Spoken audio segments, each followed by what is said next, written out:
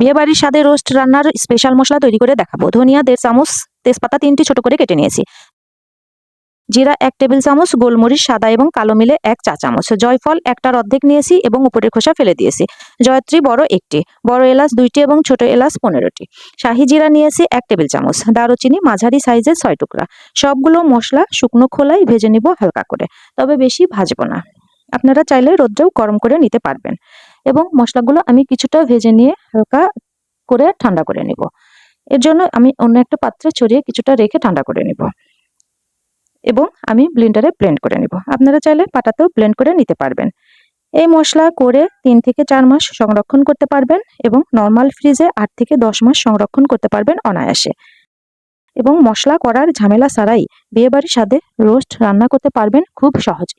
কোনো রকম বিড়ম্বনা বা ঝামেলায় পড়তে হবে না। আল্লাহ হাফেজ।